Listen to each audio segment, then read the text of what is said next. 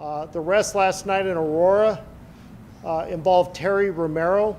He was a known supplier and one of our main sources of supplying methamphetamine to some of our suppliers in Longmont and dealers in Longmont.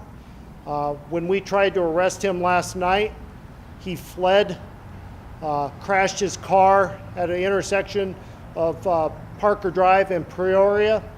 At that time, he was armed in his vehicle. I think we released last night that he was armed with a .40 caliber. It was actually a .45 caliber pistol.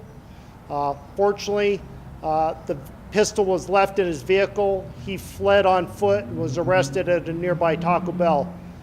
We did recover 5 ounces of methamphetamine out of his car last night, in addition to the .45 caliber handgun.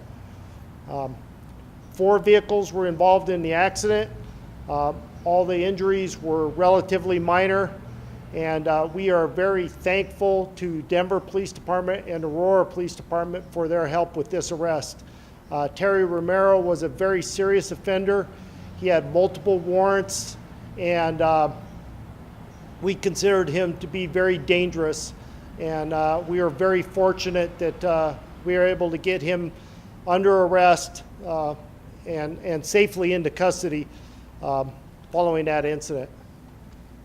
So to kind of kick this off, our detectives started this case about 6 months ago. We were receiving information that a lot of methamphetamine was being dealt in Longmont and northern Colorado, primarily Larimer County and Greeley.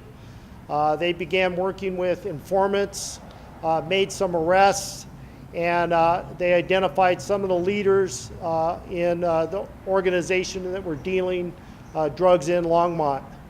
Since Friday, we kicked off this operation and began making arrests.